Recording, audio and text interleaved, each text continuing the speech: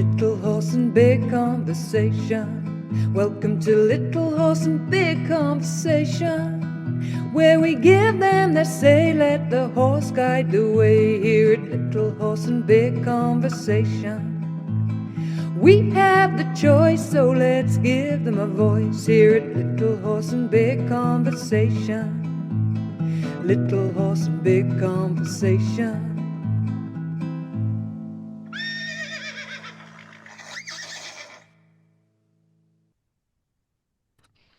Hello and welcome to the latest episode of the Little Horse Big Conversation podcast. You're joined by me, Ross Cooper, and my co-host Amy Mitchell. And today we are joined by a very special guest who I'm going to pass over to Amy to introduce for want of me coughing or sneezing.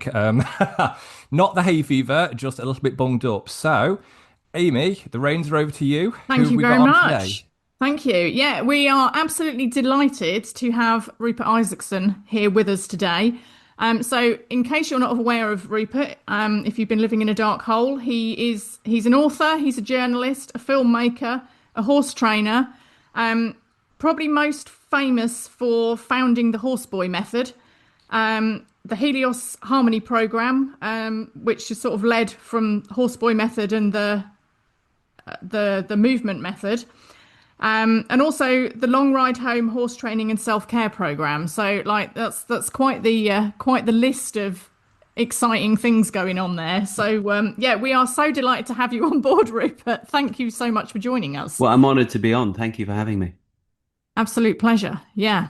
I mean, when Ross had first contacted you and we were talking about you coming on, it got me going down a bit of a like personal thinking of where my kind of personal development and thinking about horses has come from. And I started off in a very sort of British Horse Society kind of approach to horses. And you look at who's influenced you over the years, like the people that you've met and the books that you've read. And reading The Horseboy, for me, was a big part of that kind of eye-opening journey to horses being more than just what we were doing through the BHS kind of, get on the horse and ride and, heels down, sort of toes forward sort of thing.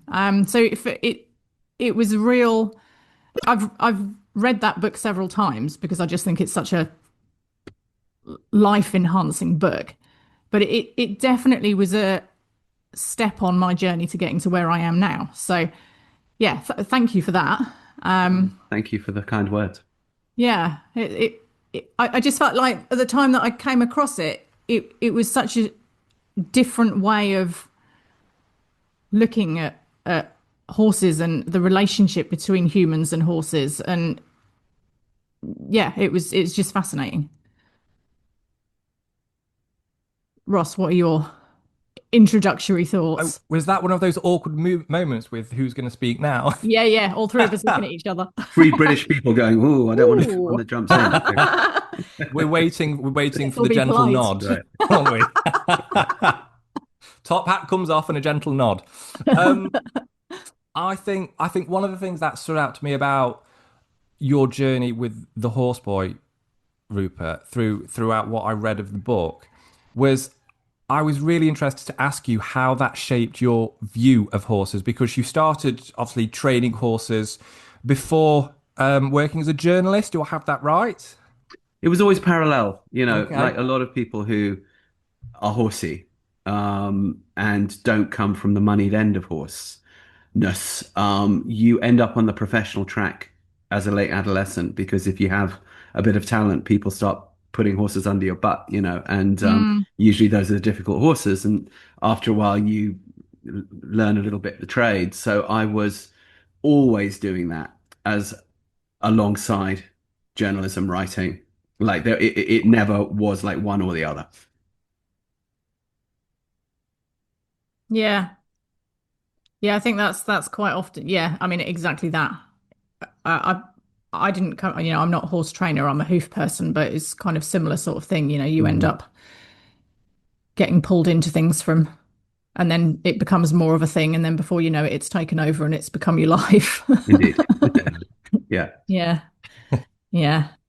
And how did your experience throughout that trip to Mongolia, how did that change how you were working with horses prior to post that whole Right. experience? Because that was something that I picked up on when I was reading the book, and I thought it'd be really interesting to kind of explore on the contrast between and how that Yeah. changed for you. Yeah. No, there was a definitely before and an after.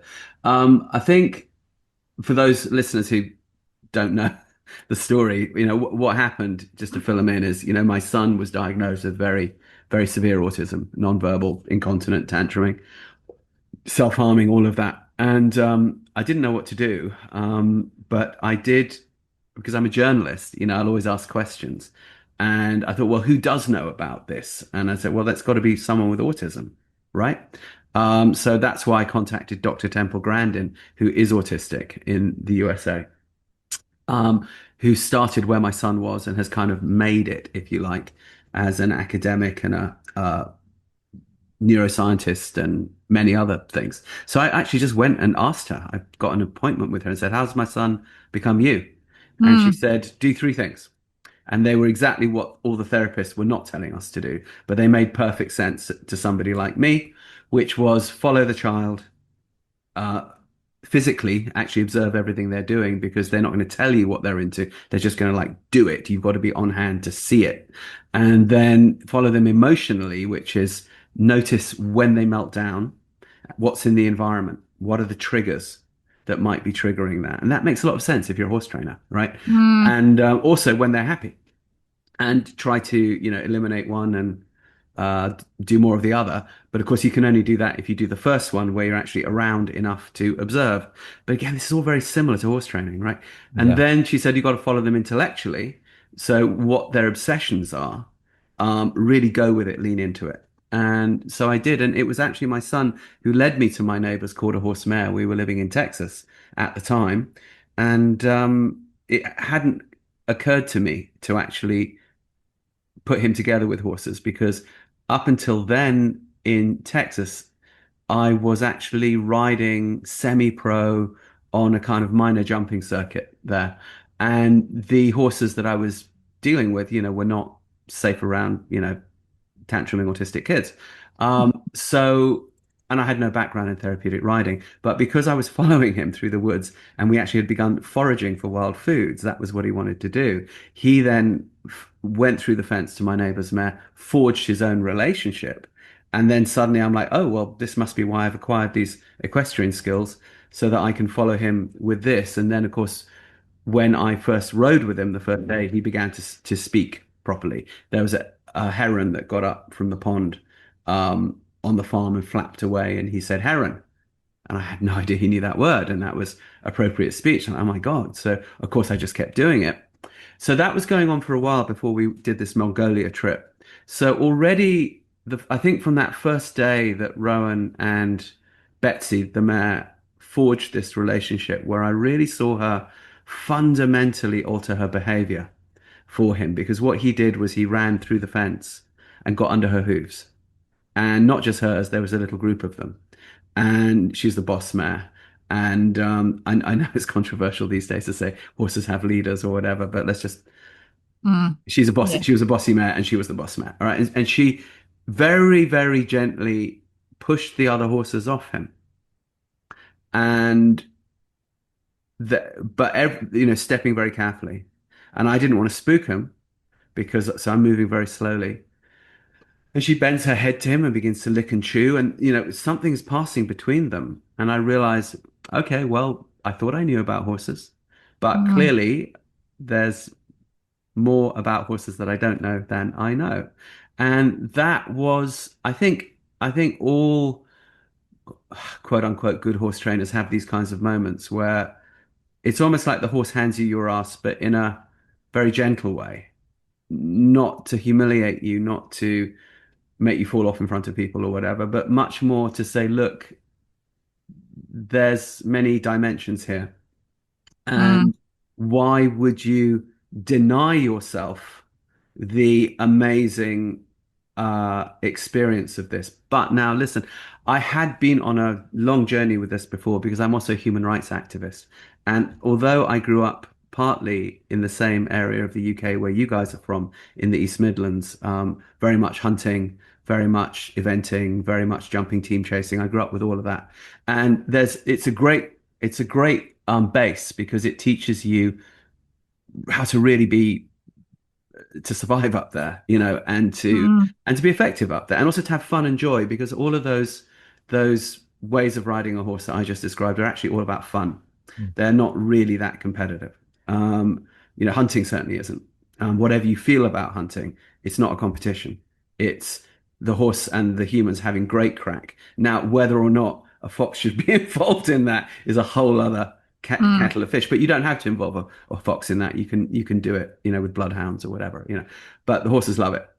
So the but my family is actually African, and I had been a human rights activist with hunting and gathering tribes down in mostly Botswana for years. And if you ever spent any significant time with cultures like this, you're going to be exposed to shape-shifting human animal magic, human plant magic, ritual, etc., where you see people enter the mind of animals. You see animals called to the fire during ceremonies, and I could go into this, but some of it's described in the books that I've written. mm, Also, there's a book called The Healing Land, which is specifically about my time in the Kalahari. So I wasn't sort of surprised in that way because I was already very much on that path. But it's interesting because obviously I present very much as a hippie. I've got long hair. I walk around in t-shirts and shorts. When I show up to do my dressage trainings, there's often people who are like, "Who's this bloke?" And I'm like, "I know, I'm sorry, I don't look the part, but if you want your horse to piaffe, look, I'm your man. Let's do it. Let's go." Um, but the truth is, I'm not really in any way woo-woo. All of my experience with this kind of thing is based on complete practical experience. I never wanted to become the Pat Pirelli of therapeutic riding with horseboy method. I never wanted to become this sort of person that is seen as a bit of a an authority on shamanism and shape. These things just happen. And I didn't even want to become a dressage trainer. That was just because we had to train the horses in collection for horseboy method, because we realized that soft collection under the child was what made them talk. Because when their hips are being rocked in rhythm like that, feels really good. That's why it's addictive to ride a horse like that. And that's because you get a hormone called oxytocin going through you, which is the same hormone you get when you make love. And the reason nature puts it there when you make love is because it wants you to communicate with the partner you're making love with in case you have a kid.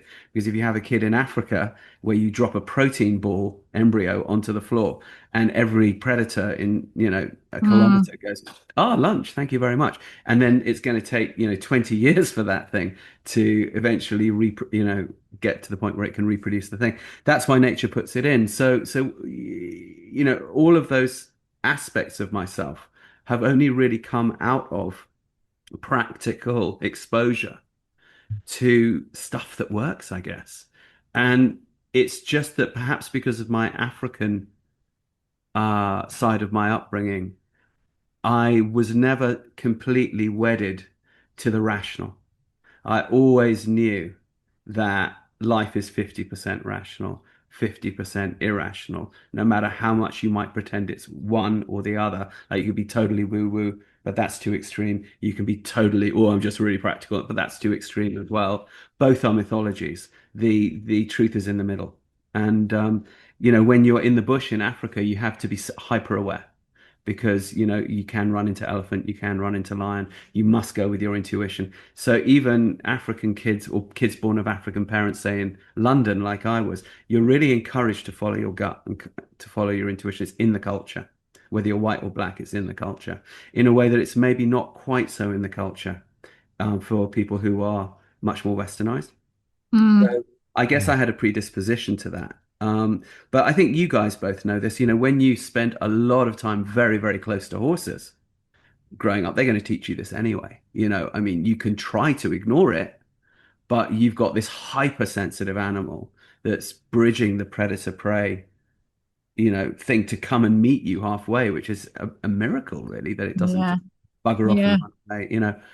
The fact that it can even happen at all on any level is quite miraculous. So I think all of us horse people, whether we are doing like British dressage or total woo-woo retreat thing out there doing shamanic ceremonies with horses, it's really all the same thing because the horse doesn't Mm. actually give much of a flying bleep Yeah. what you want to do. What they want to do is be treated well, have fun, have good connection, be curious, be actually use their bodies because they're hyper athletic, and have the crack. And they don't care if they're a dressage horse or a trail horse or a this horse or a that horse. You put two horses in a stable next to each other or field next to each other. One doesn't say, "Well, I can't hang out with him because I'm an Olympic dressage horse." They just say, "Well, I'm a horse, you're a horse. Let's buddy up because that's what we do." So I think everybody in the horse world actually does know this, and this is the magic glue that keeps us together as a tribe, despite the fact that we can be so toxic to each other, to the great detriment of our culture, I think. And I hope that we're getting somewhere to the end of that chapter of horse culture. Um, but as social media around horses is awful. It's all about people Mm. attacking people. Mm. Yes. Um, and that isn't what horses are about, right? So yeah, so it's a long-winded way of saying I guess I was already kind of down that path, which is maybe I why I could kind of see what was going on with Betsy and my boy and had no trouble following that. But Mm. thank God I also had all that really practical riding experience because if you're going to ride with a kid in front of you, one-handed in a Western saddle, in a collected canter, which is what's giving you the oxytocin, out there in nature where, wild boar pop up, underneath you or whatever, you need some fairly decent equestrian skills to be able to do this. And so thank God I got given those in Leicestershire out in the hump field on the event courses and so on. So when I needed them, they were there. And it all brings you to the point where you are. It all accumulates. Indeed. Mm. Indeed. And Mm. how you talk about it, I've noticed however you talk about any aspect of your life, you're always very humble. You always come across very humble to me anyway, with how you present that. Well, you're well, I'm a very humble person, he said with great humility. I mean, it's like cue the pompous answer. Am I going to have to Like, how retract the can I survive statement? that He one? totally teed you up for that one, didn't he? Yeah, really.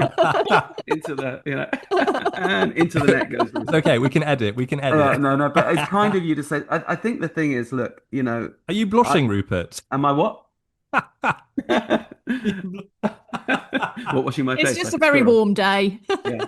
Um, it, this. These types of experiences aren't really about you. Mm. So what I've been lucky enough to go through with the Bushman and the Kalahari, with autism, with horses, with all of these adventures, it's not because Rupert Isaacson is something other than just another human monkey, navigating through life. It's just perhaps that I was fortunate enough to be exposed to cultures that had these outlooks. And if I had a talent, perhaps the talent was recognizing that that was truth. And despite my own stupidities, which are legion, um, knowing a good thing when I saw it, basically. Mm. Yeah, but it's that same thing, isn't it? Like if you hadn't been on that previous journey leading up to then, you wouldn't have seen it, or you might not have seen, you wouldn't have seen it through the same eyes, and you might not have drawn the same conclusions from it. It's possible, I guess. I mean, there's another side to my African upbringing, for example, which is darker. Um, Yeah, some of my family were architects of apartheid. right. They were Yeah. the oppressor, right? And then other sides of my family were in prison fighting against apartheid. sometimes within the same immediate family. So I grew up with fists being thrown across the dinner table. And my great aunt in Leicestershire, who was the one who opened the whole horse thing to me, she was South African. She had just married into a horsey hunting family during the war.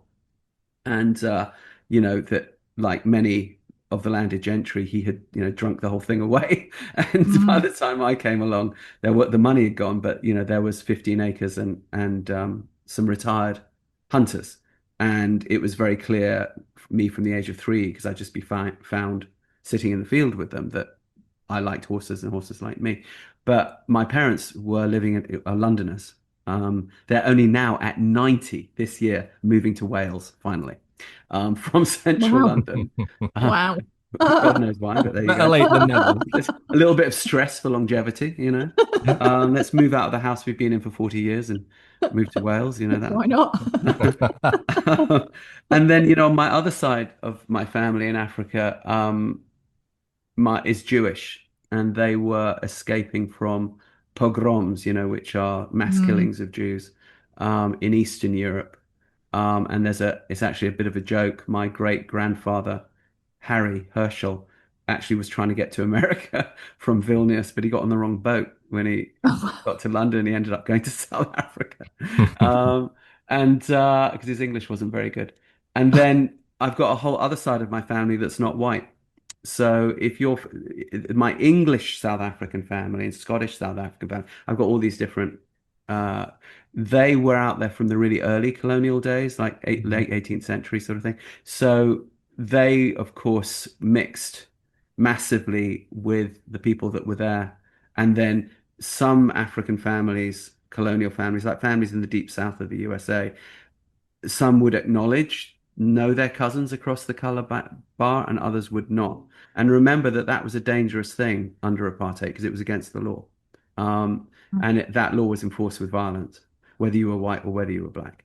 So it was dangerous to acknowledge your cousins. But because we were living in London most of the time, all of our non-white cousins would come through because they could try get to university in England, where they could go to a decent Mm. university because they couldn't go to a good university down South Africa. So, and that was because of that I got involved with the Bushmen, because it then turned out that I was related by marriage to the last group of Bushmen living in South Africa, who were going through an attempt to get their land back after having lived by the side of the road for 25 years. And then I found out Wow. that they were actually cousins of mine. And then it became personal, and that's how I got involved as an activist, and had 10 years of learning how to navigate that whole thing and fighting those land claims in the courts, and at the UN and all that stuff. And but at the same time, it all being very grounded in life with the communities. And this is deviating from horses, but um, we realized that the lawyers that we were hiring were briefing the community, and then the community were going to the healers, and the healers were going into the spirit world, into a state of trance, and then coming back with a series of instructions that they would give to the elders, who would then brief the lawyers, and the Oh, lawyers would wow. then go into the courtroom. And we realized that we could never let the lawyers know that that was how it was happening, because they wouldn't really be on their game. And Yeah. because Yeah. these were like pro bono lawyers from Washington, D.C. or whatever. Wow. And but they won the largest land claims in African history, like twice in a row, and then subsequently others. They won every time, despite the fact that they were up against De Beers diamonds, and the most money we could ever raise at any one time was like 100K, and we were up against multi-billions, and the court system within their own country, which is black to black racism, which is a whole other thing. Mm. Um, so the odds were next to impossible. So I'm sort of aware that irrationality is what makes the world go round, really. And if there's anything that can teach us, this is horses. No? Yeah. Yeah. Yeah. Yeah. Absolutely. I Yeah. thought I had an extensive family tree. I'm a mongrel, total mongrel, total mutt. Best way to be. Best Yeah. way to be. Yeah. Hybrid figure. That's right. Like from like an ancestral perspective, that is so colourful. Yeah. Well, all shamanism is rooted in ancestral uh, spirits. And someone might say, well, what's all that malarkey then? Well, you could also call that genetics. Hmm. One Mm, person's genetics is another person's ancestors. Yeah. Um, and interestingly, when I'm talking to doctors, they don't, and scientists, they don't have much of a problem with this.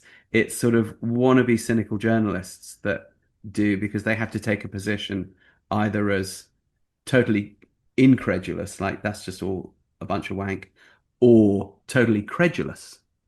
But it's very interesting. When we made the horse boy, we made the documentary as well, because when I didn't want to just write a book, because I thought that if there was great change when we were out in Mongolia, and I suspected there probably would be, I Mm. thought if we don't document it where people can actually see it, then it's not worth much to other Yes. parents in my position, right? If I said, "Oh, look, I went to this place that you'll never go to, and I met all these people that you'll never meet, and you have to kind of take my word for it that this happened," mm, that has maybe some value, but to a desperate parent like I was, that value is very limited. So that's why we made the film, and so all the stuff we talked about happening, you actually kind of see it happen.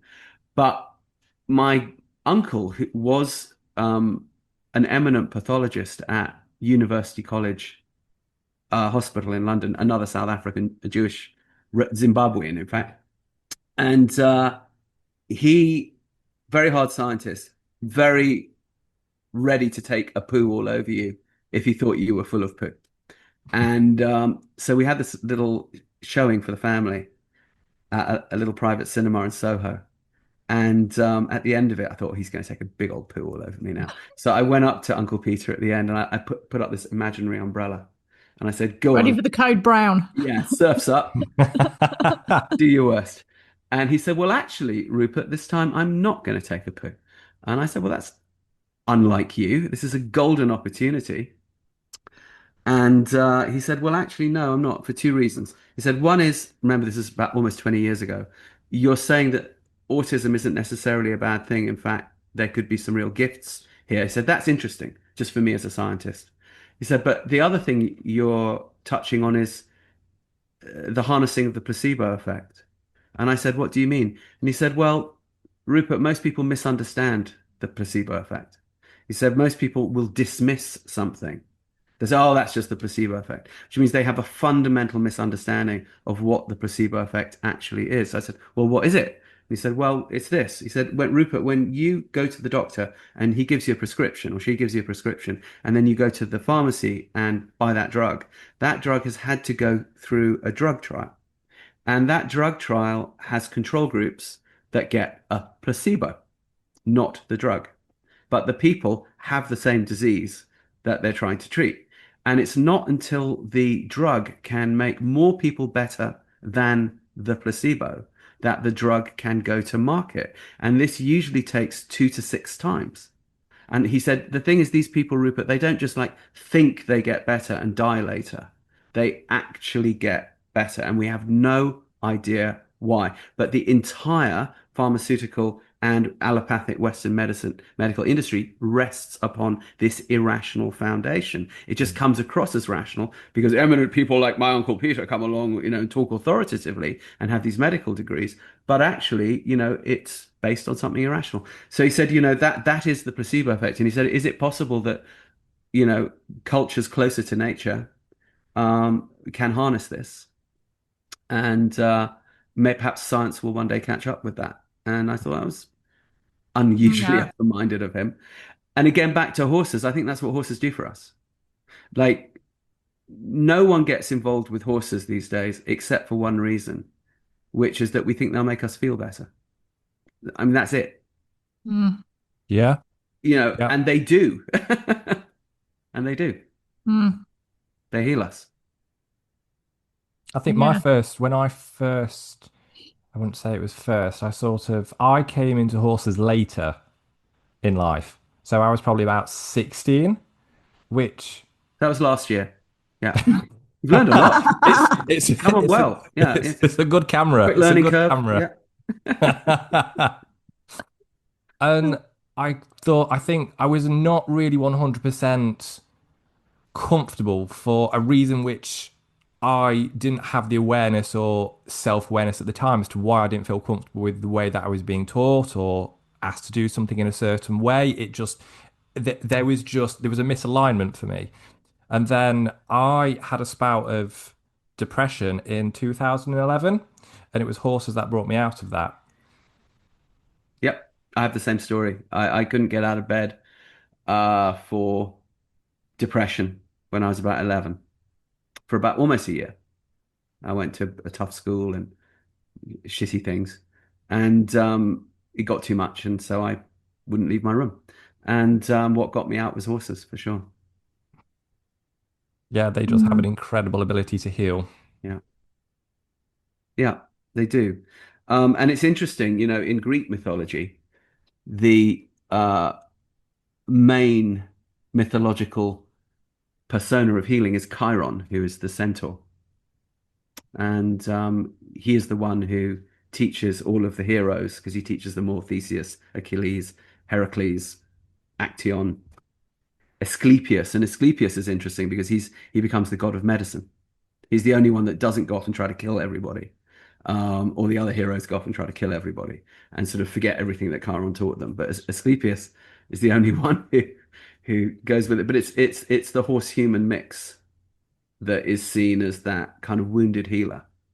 Um, because Chiron bears wounds and has to deal with his own pain, and because Heracles hurts him accidentally, and he's got to live with that. And this, so people for millennia, because these myths come out of early Bronze Age. These are like 4,000-year-old myths. People have been noticing that the horse human thing is healing. Even way back on the steppes. And when I was in Mongolia, you're dealing with horse shamans. So you're dealing with people who live by the horse, meaning that they eat it, they drink it, they wear it, they shelter under it. There is no aspect of the horse that is not central to their not just their survival, but their quality of life. And then in the shamanic side, the horse shamans, the horse tribe shamans, who are using a round drum, which is the same round drum you see across the shamanic world in the Northern Hemisphere, like the Irish Boran, or the same drum you get with the Siberian peoples, the reindeer people, and so on. But the horse tribes use it too, and of course it sounds like a horse galloping, and they go into trance on this rhythm, and that's called riding the wind horse. And the wind horse is a concept kind of like your luck or your mojo or your well-being, I suppose, that can be negatively affected or positively affected at different times of your life. And it's going to be, because that's just what happens on planet Earth. So you can restore it through the intercession of a shaman who does this stuff.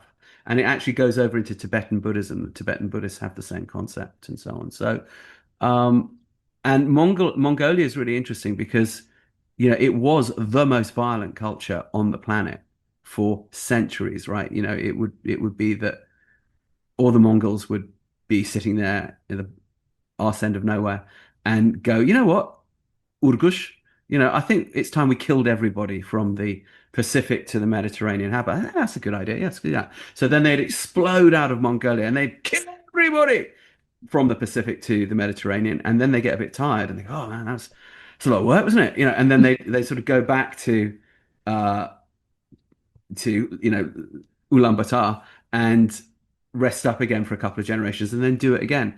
And then it was only in the 17th century where some Tibetan monks wandered over the Altai Plateau with this concept called Buddhism and said, lads, you don't kind of have to kill everybody. And they kind of went, actually, I suppose we don't. It is quite a schlep at the end of the day. And they kind of stopped. It's one of the great achievements of human history that the most violent culture, and this is one of the, lined itself up with Buddhism. and turned its mind to healing. But of course, what it does mean is there's also a dark side to human interaction with horses, because most of the supreme acts of psychopathic mass criminality, like Genghis Khan, like the American conquest of the West, like many other processes, happened on the back of a horse, and so we have that history as well. And that's what you see, I think, gets played out in the tribal warfare, the factional warfare that goes on Facebook or goes on in social media among different groups of horse people, or having a go Mm, at each other. It's, if that was, 1,000 years ago, they'd just be riding into each other's villages, burning them, you know. So unfortunately, that hasn't gone, but it's better than it was, maybe. yeah. Yeah. Doesn't involve chopping people's heads off generally now, I suppose, does it? No, just trying to destroy their, yeah, Mm, yeah. I mean, I hope we're getting beyond that, because it doesn't sell us well to the non-horsey no. side of the world, you know. Do you feel things are changing in that sense? Do I? In your experience with people that you meet, all over the world, do you find that? And I guess that might be a little bit of that might come with maybe a bit of a biased perspective, because you will attract certain people. So, you know, Yeah. I mean, look, it's tough because it's very hard not to project your ego through horses. I would say all of us have done it. Mm, You can't put your hand on your heart as a horsey person and say you haven't done it, because it's too seductive, right? I mean, look at you, Ross. You're getting a public profile now. Some people will love you, some people will hate you. Some people will this, some people will that. You'll find yourself put into a sort of a bit of a box saying, "Oh, Ross Cooper, he's this type of horse person, and he stands for this." mm, And then people will project onto you that and say, "Well, if you now say something or do something that isn't that box, then the people are going to be, upset with you, or whatever." And then other people might love you for the wrong reasons. But you know that you're just Ross, and that you like horses, and that you like talking about them. And for this reason or that reason, people seem to like to hear you and what you have to say and do. So there you go. You're doing it. You've only got one life. You love ponies. So you're doing your thing with ponies. But you didn't get into it because you wanted to be a horse media personality, right? But somebody might look at you and say, "Oh, he got into it because he wants to be a horse media personality." That could be completely far from the truth. However, at the same time, if enough people tell you you're a genius with horses, you might end up believing it, and that is a very slippery slope. mm, mm, Because obviously we don't want to do that, because horses, what they do is that they make us more beautiful, bigger, stronger, more powerful. Power corrupts. Absolute power corrupts, absolutely. So everyone, I think, who gets involved in horses goes through a wanker phase. I know I mm, have. And I think so there was a Rupert in horses before autism, and there was a Rupert in horses after autism. And um because I'm so fundamentally grateful to them, um that massively changed my approach. But I do still teach classical dressage, and so I'm not anti side reins, I'm not anti all those. So some people will really come down on me like a ton of bricks for that. Other people will think, no, he's bang on because it builds top line and it makes for equine well-being, and other people this and other people that, and whoa, and then one day we'll all be dead and it won't matter. But it mm, and then you mm, go through these evolutions. So for example, I used to make my living partly through fox hunting, because I became an equestrian journalist, and I ended up with this great job where I became a hunt correspondent, and I went around hunts like all over the world because they exist everywhere, having an amazing time following hounds. And I know a fair bit about hunting hounds, not just about riding to hounds. So I wrote about it for a long time, and it was a source of great joy but I always knew kind of in the back of my mind, yeah, but the fox really, mm, doesn't really want to probably be involved in that, Rupert. I'm like, yeah, well, yeah, anyway, but the countryside and then get this, I'm with the Bushmen um, in America, and we've taken them to Hollywood, which is an easy thing to say you've done, but I can tell you, getting to celebrities in Hollywood is not easy at all. And so it was a whole process to get that happening. And then we were going across America to go to the UN and the State Department and to testify before Congress. Um, and with these guys from Botswana, straight out of the Kalahari. And I wanted to stop in the middle on the Navajo reservation because I wanted them to talk to people who had got their land back and to, you know, talk about, well, what are the secondary and tertiary problems that come actually after you get what you want because it's not a bed of roses. So we're there and we're camping down in a very remote part of the Navajo reservation called Canyon de Chelly, and you can only get into it on horseback. So we've all ridden down, and the Navajo, big horse culture. And so having this amazing time with the Bushmen, with the Navajo, we're camped, and this medicine man comes up the canyon and says, "Oh, I hear you're here to try and get the land back for these dudes. He said, would you like to have a sweat lodge so we could pray for the return of the land?" And we're like, "Yeah, absolutely." So we do that. We're praying, we're sweating, and we get through those rounds of prayers. And then the medicine man says, "Okay, anyone got anything else they want to pray for?" And I said, "Yes, my son has just been diagnosed with autism. I don't know what to do, frankly. I'm a bit lost." And he said, "Okay, we begin to pray." So we're praying and we're praying and we're praying and we're sweating. Horses are grazing outside the tent. And afterwards, when we're cooling down, he says, "Do you hunt?" And I said, "I do actually, but maybe not in a way that you're familiar with." He goes, "Well, that's not important." He said, "I'm just getting it loud and clear from the spirit world that you have to give it up. And it's somehow connected to your son's autism." So, Really? yeah, Huh. so I'm like, "Oh, of course, this thing that I really love to do. Of course, this is the thing I'm gonna have to give up. It makes perfect sense, but it sucks." But at the same time, a little part of me goes, "Yeah, but it's right. It's right. Mm. It's always been right. And I always knew it was right." So anyway, I had to call my friend who was the executive director of the American Masters of Foxhounds Association because I used to go sort of through them, to do it all. Because I used to hunt in the US as much as I hunted over in the UK. And I called him and goes, "Rupert, I knew you'd always betray us. I knew you were an anti deep down. You fucking hippie. I knew you'd turn on us." And I'm like, that's not what it's about at all. So this is just an absolutely personal thing that's just happened. What can I say? And I'm in Texas when I'm having this conversation, and Texas doesn't have a lot of foxes because it's got a really high coyote population, and the coyotes, on the whole, don't tolerate foxes much. So it's not like in the UK where you see foxes all the time. You don't. If you see a fox in Texas, it's like once every 2, 3 years. You like really notice. And I'm sitting having this conversation with my friend, and he's just completely taking a poo all over me.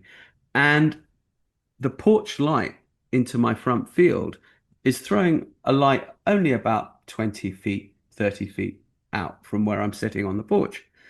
Into that light wanders a fox Mm. who sits down and looks at me while I'm talking to my friend at the American Masters of Foxhounds Association and starts going, "Rup, rup, rup, rup, rup, rup, rup, rup, rup, rup."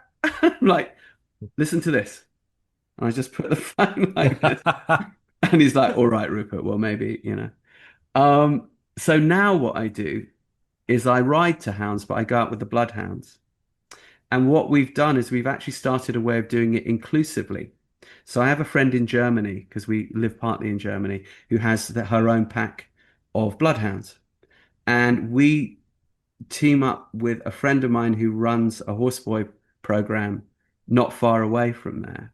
And we train the horses to take autistic and mentally and physically handicapped people to Oh, hounds. wow.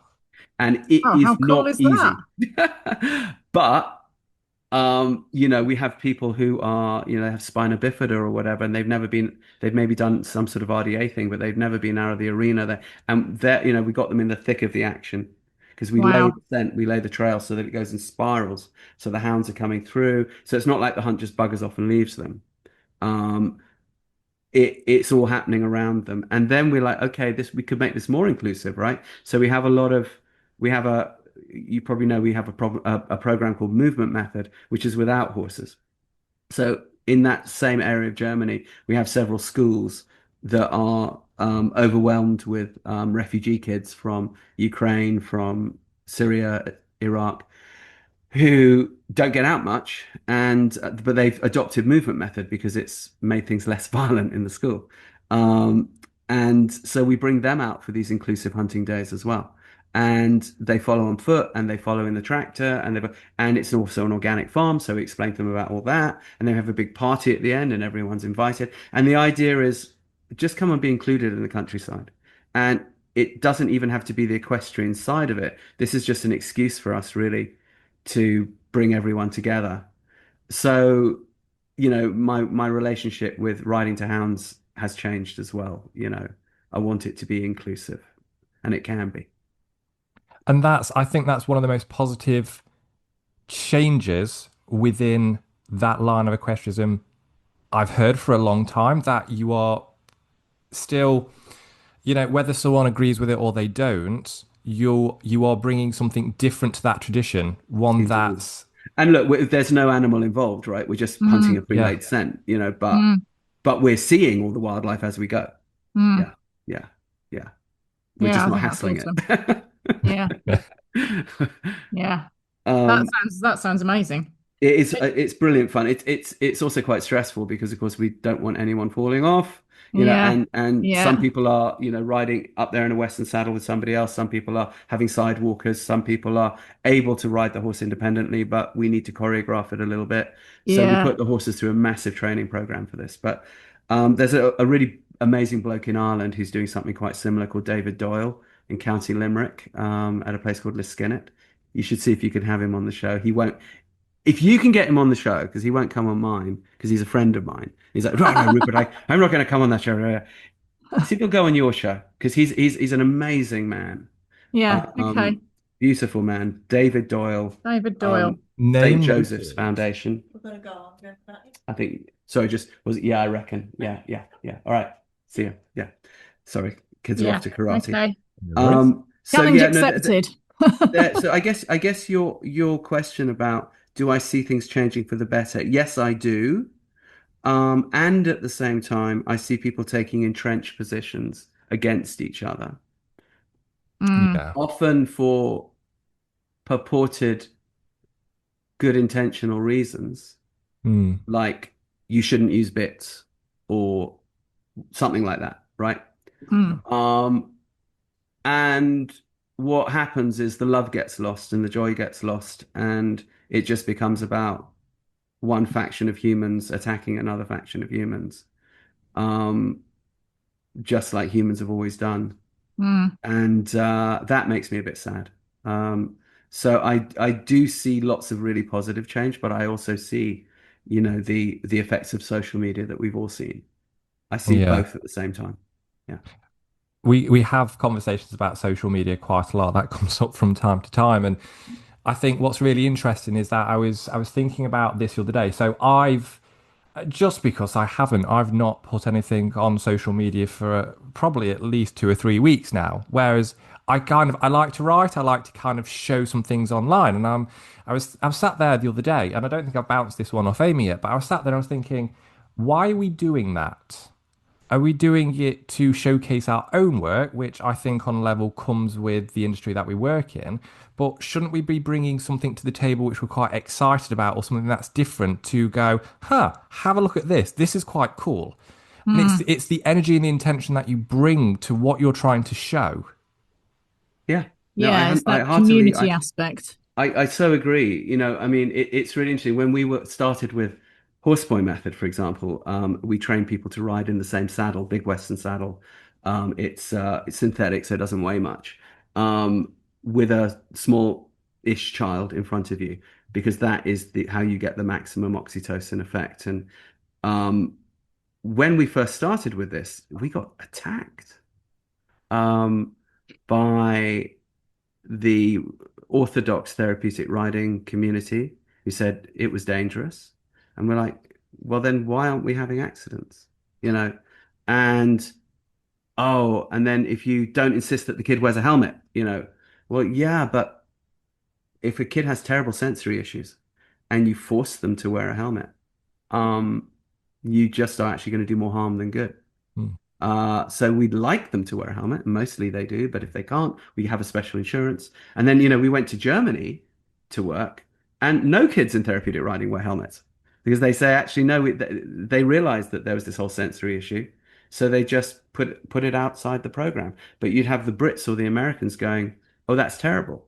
But you say, well, is Mm, it? Are you dismissing the entire culture of German therapeutic riding? Or you mm, shouldn't ride with a kid. It's like, well, shouldn't you? Because then you're dismissing the entire culture of Northern Asia and America west of the Mississippi and all of America south of the American, Central and South America. Like, are you going to dismiss all of those cultures? And then that's kind of racist, actually. So it is really weird the things that people will pick up on with each other. Bits, for example, it's hilarious because we train our horses with bits and without bits. We have some horses that prefer a bit. We have some horses that prefer not to have a bit.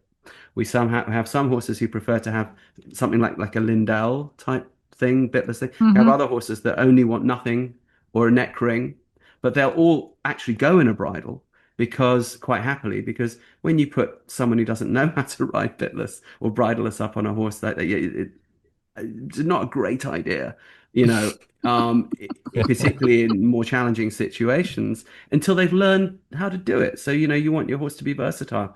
And the horse doesn't say, well, I'm now a bitless horse, and then put up mm, this huge fuss if you put a bit in again. Or similarly, if they've been in a bit for a while and then you train them not to the bit, they don't feel lost. They are so intelligent and versatile. Of course, they can do it all, just like humans, and they might have a preference. Some horses might prefer one or the other. But what we've generally found is they don't often seem to have a preference. They seem to be just as available and just as happy with one or the other. But you see people taking, a great stand. So someone will see a video of us riding in double bridles and say, those guys ride in double bridles and those are terrible. And then someone else might see a video of us riding bridleless and go, oh, that's great. They're riding bridleless. It's the same horse. You mm. know, Yeah. why are we needing to silo ourselves into these narrow things? Because I don't think horses do.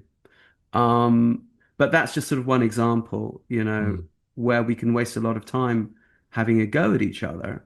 And again, the people who say, well, bits are terribly wrong, they're coming from a good place. It's not that that's not, with the horse's well-being in mind, because of course it is.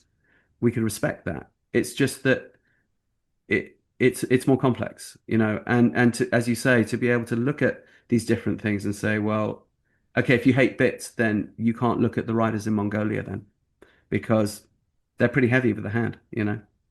Um, but their horses live free, probably Mm. have much nicer lives than many other horses because they can live out on the steppe. Or do they? Because sometimes they get hunted by wolves or die in the winter. Or. And as you said, Ross, it's just like, well, these things are cool. Why don't we just look at them with an open mind? Yeah. Because I think as well with that, it's sort of very much like I know this is something that personally I've kind of worked with over the years is not having a bias to something that's going to help the individual Mm, yeah. because it just places limitations and we don't want limitations. Yeah, I would agree. I would agree. And if you're looking at history, if you see, well, if there's something that's really worked clearly across generations, you can't just dismiss it in one go. You want to look for what's good about it. And hopefully not do what's not good about it, but Mm. hopefully we could have that discernment, like you might be exposed to fox hunting and then decide, well, I like the process of riding to hounds. I just don't want to kill a fox in part of the process. Okay, look, there's this other thing over here that exists. Let me go to that, you know. Um, or I could just have a knee-jerk reaction against the whole culture. Um, but that would be a shame because then I'd lose out on being able to ride in that kind of nature on a horse that's having that kind of mad joy. Um, Yeah. so yeah, Yeah. it's a beautifully complex mosaic, Mm, and I think the older I get, the more I just appreciate it all, really. Um, yeah. yeah. So going off on a bit of a tangent. Um, I'm kind of interested because obviously what you're doing with the horse boy stuff is around rhythm and movement and environment and all those things. How do you feel like education in the wider world?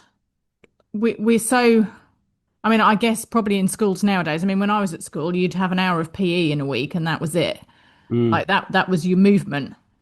yeah, Um, it's such a missing component. yeah. Like, do you feel that's something that ought to be included in some way in just more broadly in Oh education yeah, no, and absolutely. life generally? We pioneer for this and we fight for this. So in movement method, which is completely non-horsey, right? Yeah. But we ask all our therapeutic horse people to learn movement method because what are you going to do with the people when they're not on the horse? That's a Mm, lot of the time when they're at your barn, actually. And what if they don't want to interact with the horse today? If that's the only game you've got, well, that's a bit limited. And then what are you giving for them to take home? Because they haven't got a horse in their living room in the mm, apartment block, So you've got to give tools for neuroplasticity that are more universal. So we never designed, interestingly, movement method to be used in schools. In fact, I designed it as a homeschool program for my own son, just emulating the types of movement that we got on the horse with play equipment in my backyard and in my living room, and then feeding in information in the same way, rhythmically, with a lot of hip rocking and moving through nature that we were doing with the horse. And I got very similar results, not just with really? him, but with. And so what happened was some teachers locally got interested and started applying it in their classrooms. It wasn't me that asked them to do it. And now it's a thing and it's applied in dozens of schools across quite a few countries. But usually what happens is it starts with a single teacher who discovers movement method because there's a very specific neuroscience to it. It's not just any kind of movement, although any kind of movement is better than no movement. There really are specific movements that target the learning receptors of the brain. And when you know them, you can be really effective in almost any situation, right? So, a lot of our better horseboy centers double as education centres. For example, shout outs to New Leaf Triangle in Leicestershire, top notch work near Melton Mowbray, particularly with school refusers and that. So they get people through their GCSEs and all of that with horses and nature and, in the woods and making momentum up in Cheshire. Doing the same thing. Alex Northover up there, just getting her PhD now from Manchester Metropolitan. Uh, Move the Mind down near Frome. um, these are all, those are just three examples in the Mm, UK of people who use horseboy method and movement method together and are now designated classrooms for school refusers and that sort of thing. But there's now increasing numbers of schools who are using it, yeah, and not absolutely. just for kids with special needs or a school refuser or a kid with trauma, but just anyone to help them learn better. So we've got a school in Germany, down in South Germany near Stuttgart, that it's quite a an exclusive school. It's not exclusive in money, but it's exclusive in terms of the grades you need to get into it. And they are using it in the same way that the school up in the other place that's overrun with all the refugee kids is using it because they get better grades. So the trick is what you do is you never separate movement from learning. This is usually the mistake people make. Usually they say, if you do this boring thing you don't want to do, I will reward you by Amy by letting you ride a pony, Mm, or I will reward you, Ross, by letting you play football. And so you mm. go, all right, I will sit here and I will not make a sound and I'll wait for the boring man to shut up so that eventually he will let me ride a pony or let me go play football. Or I could say, hey, Amy, I've got a horse outside. Let's go to the horse. And then while we're on the horse, let's start counting footfalls. And when we start counting those footfalls, we'll count the footfalls of the horse that Ross is on, and we're going to start putting them together. And then we're going to start measuring distance and see what's the time it takes us to get the distance in those footfalls. And then we're going to get my cell phone out and do distance over time and work out speed and. But all I said was, let's just go ride a horse. Or we're playing football and, I'm saying to Ross, look, we want to try to get this ball in the net. It's all about the angle that my foot has to hit the ball. So the ball goes at that angle and they call that geometry. Yeah. Okay. And look, I happen to have this thing in my pocket called a protractor. Look, and if I put it here, I think my foot needs to go here, and the ball hopefully will go there, and then I can make a complete mess of it. And then Ross comes in and he actually does it right because he has more practice of football than me. And then we measure the angle, and suddenly we're into geometry. That's movement method, you see. Yeah, And yeah, you can tailor this for the national curriculum, and so we teach through that. Or I say we, people that I've trained in the move in the with the neuroplasticity do it. I don't do it. And they can take it right up to like pre-college level math. Um, how to work out the area of a circle, or how to calculate pi, or those kinds of really quite advanced things. You can do it all with monkeys and ponies and bits of string in the woods. And then you can take that into a classroom and then have people move in the classroom in that way, or take them into the car park of the school and have them balance along the curb of the car park while they're doing it. Because anything that's balancing hits your vestibular system. Anything that hits your vestibular system is going to get you mega neuroplasticity. That's why riding is so good. So, like, I speak French and German, and I learned them on horseback because vestibular system, right? Doing something I love, follow the child, follow the obsession, but also vestibular system neuroplasticity. There's something called BDNF, brain derived neurotrophic factor. If people are listening, write down, just grab a pen or get it on you, write down these four letters, BDNF, and you'll thank your Auntie Rupert for turning you onto this, because you will get cleverer, and so will your kids, and so will your horses. So that's why you also want to trail ride your horses a lot. That's why you want to do a lot of in-hand work where the horses are crossing the midline. That's why good dressage is actually really good for horses' brains if it's just not done with force and stress, because of it's a yoga. It all creates neuroplasticity. And when you know that, you know how to target what type of movement in what type of way. But then let's say I am putting on my dressage hat now, and you're bringing me in to do, let's do workshop on the road to the Piaffe. What is the road to the Piaffe? The road to the Piaffe is shoulders in to renvers. So you change the bend in the shoulders in, you straighten the horse out, then both hind legs are under the point of gravity. You back up a little bit, you go forward, and the horses are going to be able to pick up half steps this way, which will eventually become the Piaffe. It's not the only way to the Piaffe, but it's one of them. And it's probably the most classical way to the Piaffe. And well, what is shoulder in? Shoulder in is putting the inside hind under the point of gravity, which is crossing the midline. And then what is renvers? It's putting the outside hind leg under the point of gravity and crossing the midline, like you're doing martial arts, across your body. Neuroplasticity. And very, very clever people, men and women back in the early Bronze Age, out on the Eurasian steppe, worked out that if you did this with horses, not only could you balance them enough to work livestock, but you could go nick your neighbor's livestock. And then when your neighbor came galloping after you to get the livestock back, you could turn and face him and fight on your horse and have your horse go, yeah, I'll go into a storm of meat cleavers. Sure. We'll see my friends die and get cut myself. And I'll go back enthusiastically tomorrow and do that again. No amount of spurring a horse is going to make that happen. You have to change the horse's brain. Now, that's what does it. So you can either do that to harm your fellow man, or you can do it to heal your fellow man. That is up to you, because there's this oxytocin byproduct. But the horse will lend you its power either way. But so all of these types of neuroplasticity will happen in any mammalian brain, basically, if you do this type of movement. Exploratory, novel movement, constantly crossing the midline and activating the vestibular system. Feeding information while you do it. Bob's your uncle. yeah. That's very cool. I should definitely be looking up the BDNF. Um, Yeah, yeah, just Wikipedia it. There's plenty yeah, out there on it. Yeah. yeah, yeah. I'm sure. I'm kind of interested to know, with all your experience of horses, what do you what do you feel it's taught you about being human? Boy, Oh, I like that. that's a really good one. Well, there's a cliche, isn't there, that the horse is your mirror. Hmm. Um, but I think it's true with any animal that is close to you. Your dog is also your mirror. Um, and so whatever energy you're bringing will usually be reflected in your horse. Mm, And there's that. So they make you check yourself a lot. Um, they force you into self-regulation. You cannot make it about you.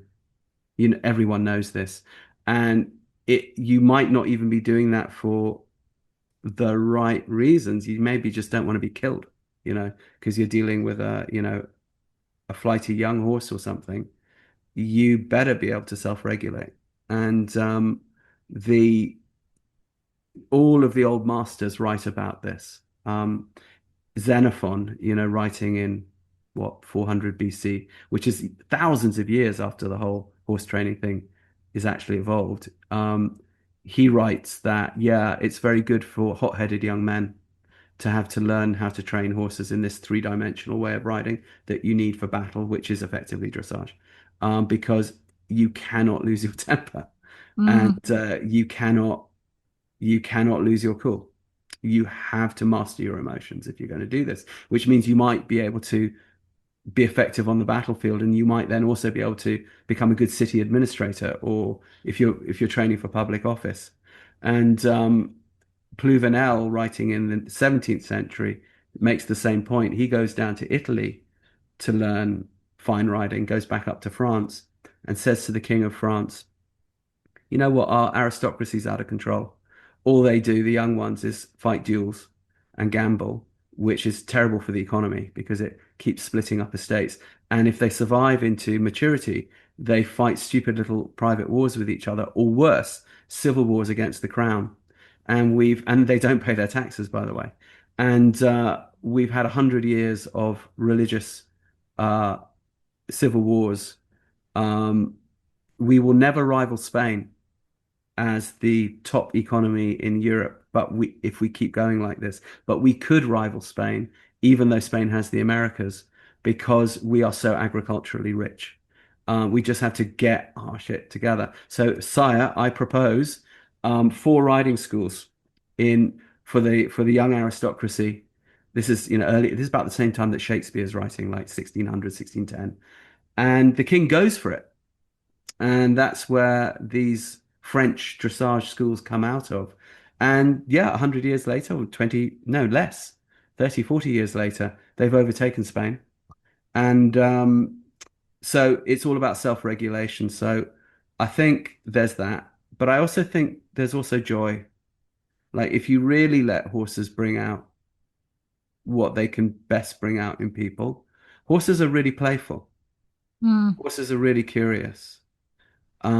This can be dulled out of them a bit through overly repetitive ways of riding, or really boring forms of not riding, by the way. It goes just as much to people that don't ever want to like touch their horse. The horses get really bored.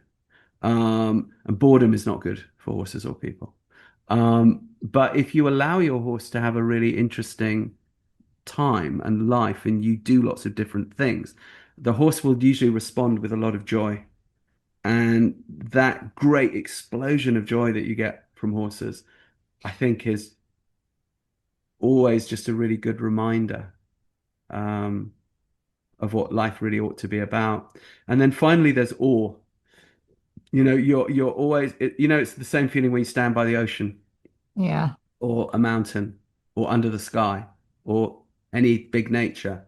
A horse is big nature incarnate, in three dimensions, and whether it's the beauty, or whether it's the independence, or whether it's the shamanic spirit, or whether it's the crazy joy, or whether it's the deep bonding, or it's all of it together. And it's a bit like standing under the stars. You have a sense of yourself as smaller, um, which is healing. Yeah. Thank you. That's a really good answer. Bit long-winded, but that's me. No, it's nice. Yeah. Yeah. No, it's a very good answer. I Yeah. think we forget to include the joy in life. And I think it's really interesting to see the parallels between how oppressive the world can feel and then Mm, how that blends into how we interact with other people, our animals, our horses. mm.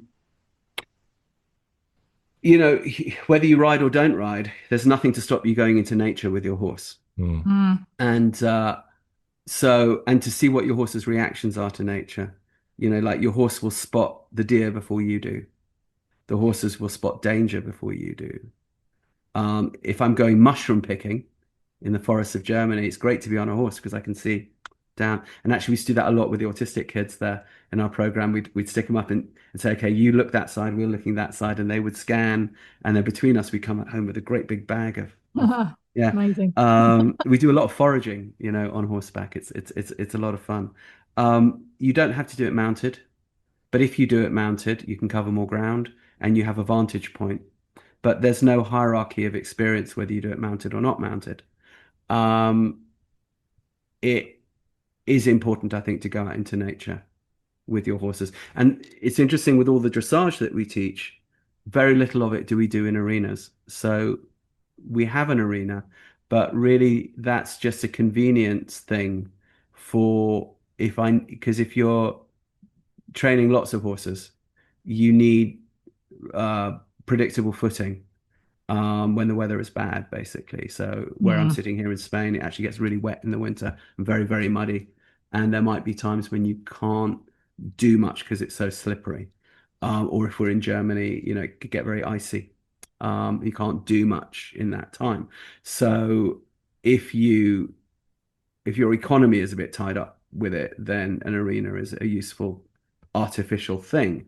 But you don't need them to train horses. So when people come to us to learn the classical stuff, and we're introducing them to all the movements, the piaffe, the passage, the changes, the even the airs above the ground, we go out into the forest and do it. We go out into the fields and do it mm, because it's like, you know, you don't have to formalize this.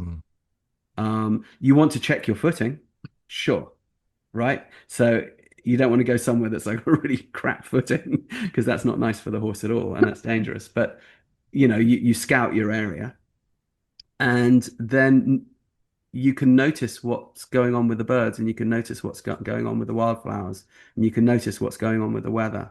You can notice what's going on with the trees and the seasons.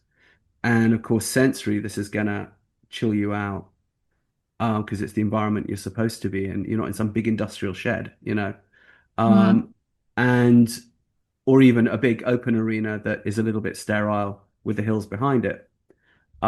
There's nothing wrong with arenas. I use them. Don't get me wrong. It's just that to get the best experience, I feel actually you don't want to be in them.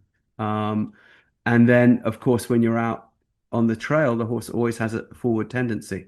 So you never have to worry about forward. The horse is just it's going to roll, you know, because they're just motivated. They're just happy and joyful to be out there. Um, so I'll generally teach people that kind of stuff in nature. Um, and I notice that it tends to work better. And I notice myself too as a trainer and a teacher, when I'm in the arena, I'm a slightly different person. There's this kind of focused, almost slightly suffering energy that can creep in, which mm, I'm much safer from if I'm out under the trees. mm. That makes a lot of sense. Interesting, yeah. Yeah, yeah, it really does.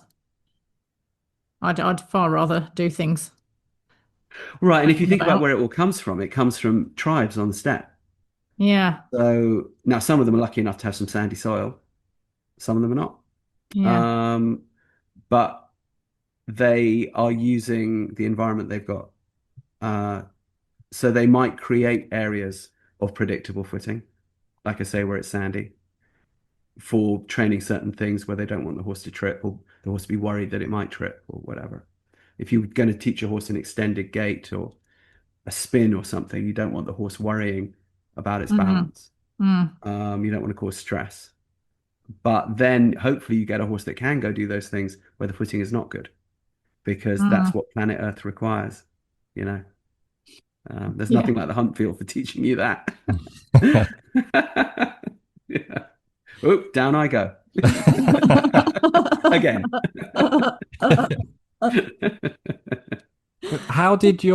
So have I got it right? The Helios Yeah. harmony. So is that an accumulation of what you've explored over the years? Because one Yes. thing that Well, I really, one thing that I really sort of picked up on was how fractured everything was in terms of getting the understanding of what it is that someone is doing and then what it is that someone is trying to teach. yeah, And yeah. you have No, to jump through quite a few hoops for that. the Helios Harmony program that we've got is simply the old masters tradition of classical training. It's basically the French Portuguese one because that's the one that we have found is the most versatile. I know a couple of other systems. I know the Northern Baroque system and a couple. They're all basically the same thing. But the reason why the French Portuguese one is so versatile is because it includes bullfighting. So there's a very practical aspect to it, and it includes what people now call working equitation, Yes. which is doma vaquera, which is handling cows from horseback in the Spanish and Portuguese style. And that is always supposed to be the base from which you go. And the Doma Classica, which is what we think of as dressage, which is doing it in a formalized way in a rectangular arena, is something that would evolve out of the Doma Vaquera. And then a certain amount of the working equitation. And then a certain number of other people might have a horse that lends itself to what's called the rejoneo, which is the bullfight style, which is the combat style. But that's a relative minority of horses and riders. But the ones who love it, love it. So there's basically three forms of dressage. And I realized the way we got into teaching the old masters stuff was because remember we found that in horseboy method, we had horses that needed to be collected in the canter with a child in front of us because that was what gave the oxytocin, which was what made the kids speak and calm down the nervous system. Okay, so you need collection. So I kind of bumbled my way into that with Betsy because I had years up on her with my son. So I eventually could train her to canter on the spot, what's called the terre à terre, or make it bigger. It's called the metzer. Two beat canters, baboom, baboom. Kids love it. They speak, great joy. And it's the thing you do before jumping into the capriole or something like that. But horses do it in nature, when they get excited and have fun. Like all the dressage stuff, horses do it in nature when they fight, flirt, or play. They're all things that horses do. They're not monkey ideas. They're You can't get a horse to do something it doesn't do in nature. I've tried. I always joke, I got the horses to do the laundry for a while, but they always mixed the colors with the whites and the colors ran. And then I got them doing my taxes for a while, but it was just a disaster. They just claimed everything. So, I just went back to doing things they actually already do. So things like piafs and Spanish walks, they do all that stuff in nature, right? There's nothing you see in dressage that isn't happening in nature. So, but doing it with a monkey on your back, that's a monkey idea. And then that requires, obviously a training process for a horse to understand the monkey interaction and bearing the monkey's weight, you know. So I realized after a while that we needed to replicate how to get people and horses together for horseboy method. So I thought, okay, journalist in me, how do I do this? Because I didn't have a dressage background. And I did what everyone does who wants to learn dressage, which is I went to dressage teachers.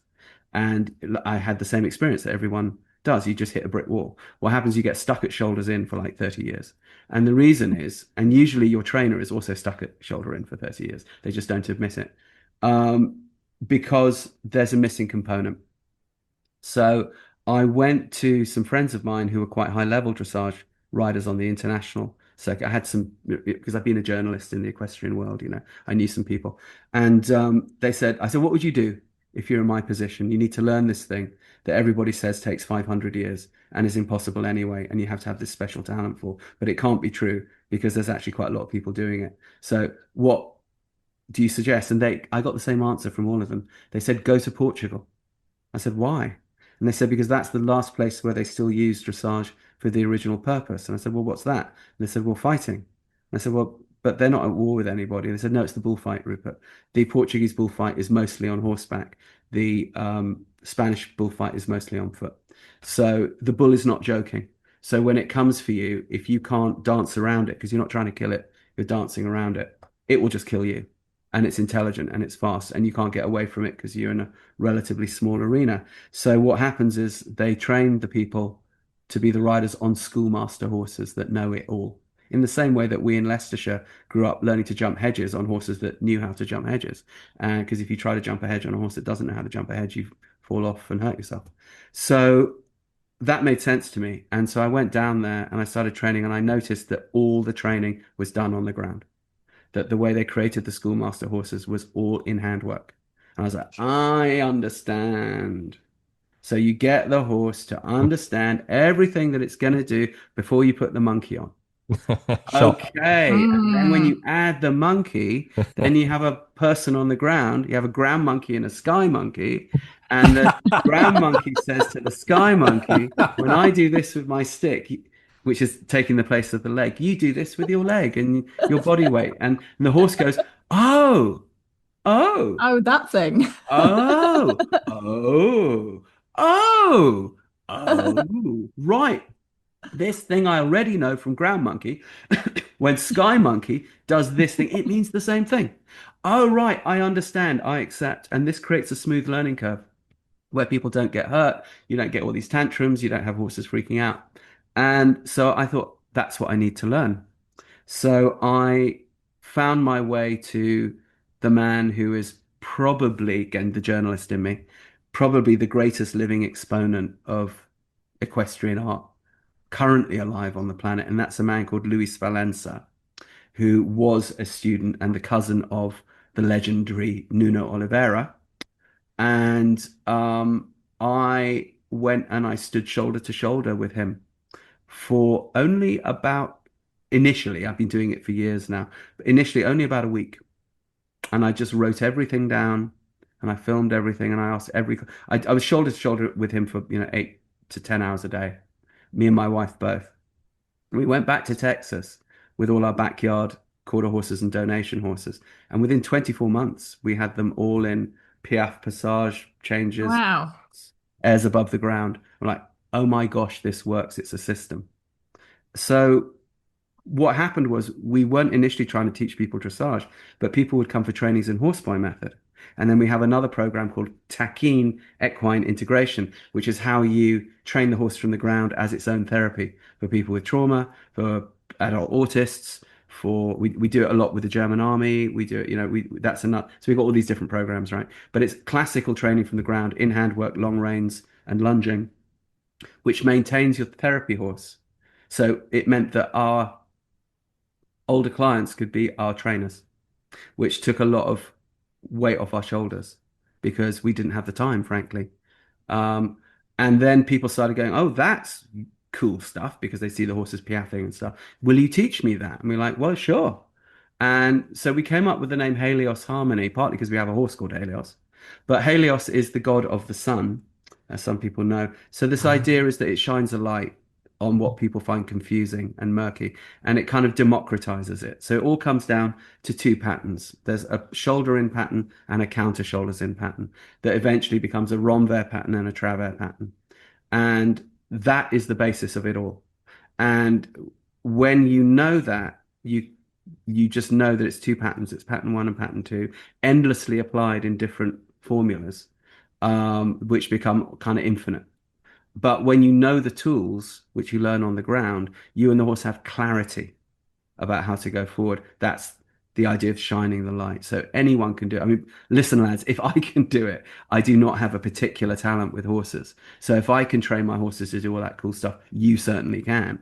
It's just a question of lucking into someone that knows the system. So what we did is we created an online program because people were coming to us to train with our schoolmaster horses. That's quite expensive, right? Even before you pay for the tuition, you've got to get your ass there. You've got to book a hotel. You've got to have a hire car. So we thought, okay, why don't we make it like an online thing that people could learn from a series of videos if they really wanted to. So we thought, well, how do we make that like as clear as we can? And we thought every time we thought we'd done it, we realized we hadn't, and we needed to break it down even further. So it's really only been in like the last 4 years, I'd say, that we've had the online program for Helios Harmony out there in a way that people are consistently finding success with. And then what we do is we say, look, that's one technology, but it's not enough. The real technology that you have to have if you want to train horses to that degree is something different. It's tribe. You have to have a community. You have to Mm. have a community of people who trust each other, who actually kind of love each other, and who are all working to a common purpose and who all understand how the technology works. So think of it like Formula One, but you've got all those people in the pit. All those people in the pit could be a Formula One driver. Um, the Formula driver should know how to do the job of everyone else in that pit. So when you see like a top dressage rider, they may not be a trainer because they haven't got the time. They need an army of people around them, but they ought to know how to do the job of each one of those people, and each one of those people ought to know if that bloke if the person who's the rider had flu today, they could get up there and do it. So we help people get together in teams and groups. If you go to like to the Spanish Riding School of Vienna or the Royal Spanish School in Jerez or Lisbon or whatever, what you're going to notice is groups of people getting together and training young horses in groups of 2 or 3. This makes everything really clear for the horse. Doing it on the ground doesn't overwhelm the horse. Quite the opposite. It gives them moral support. And then they add the rider, and then it's 1 or 2 people on the ground with the rider, and then little by little the ground monkeys come away and they can leave Sky Monkey independent. But should Sky Monkey run into problems, ground monkeys can come back in and help. And if you have this, it massively accelerates the thing. So I come to the UK and we do these workshops where I teach people the patterns and I teach them the long reins and I teach them the lunging and I teach them all that. But I say, honestly, lads, it's only going to work if you let other people touch your horse.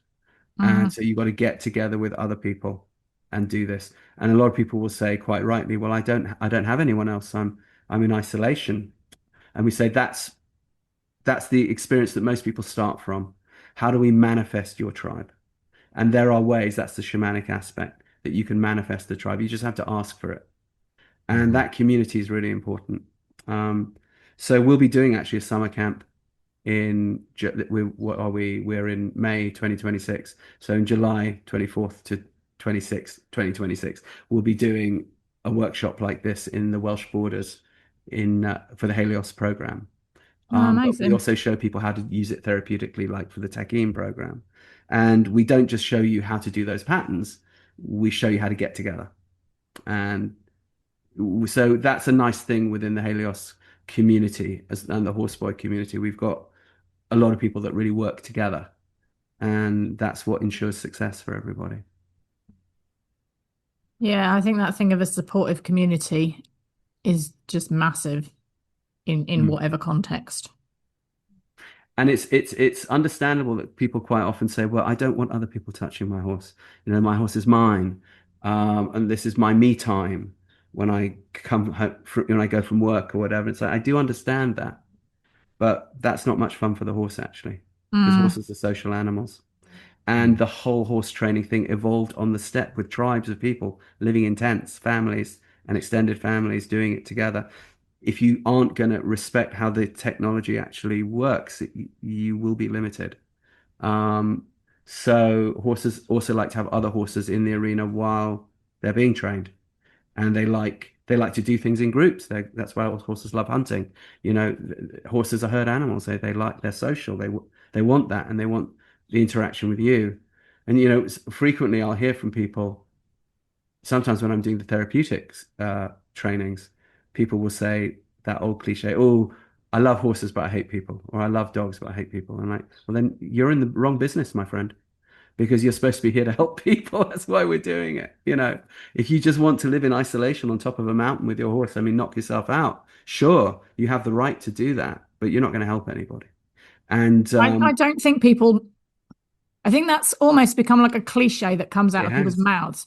And I think And when it you almost actually feels like a unpick point of it, virtue. It's like, I'm a better person for saying that. but I feel like when you actually unpick it, it's not true. Like most of these people, it's not that they don't like people. It's like they It's they've don't been like, hurt and they don't trust you. yeah. And Yeah, it's again, it's that finding your tribe of the right people. indeed. Like this, there's certain people I feel really, really comfortable with, and certain groups of people I feel really, really comfortable with. But put me in a situation with people that are not my kind of people, it really stresses me out and it kills my energy. And yeah, but I think I feel that's what But it's a people good skill actually to mean. acquire, adaptability. Yeah, You never know when you're going to need it. 100%.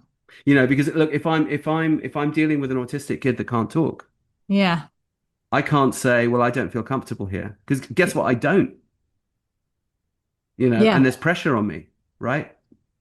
But I need to adapt myself yeah. to that person's nervous system. Or if I'm in Africa and I'm with a group, I don't speak the language, maybe I'm a bit afraid.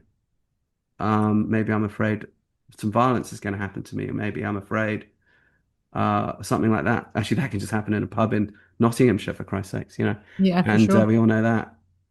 So I need to acquire some adaptability and some curiosity about my fellow human outside of my own comfort zone.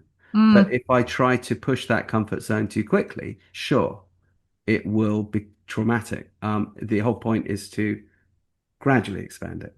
mm, Um, mm, yeah. Because if you think about it, with horses, we're asking them to make massive changes, aren't we? Let's say mm, you want a horse to accept your body weight. Let's say you want a horse to go into a trailer. Let's say you want a horse to stand for the farrier or the mm, or the the hoof trimmer, and they don't want to.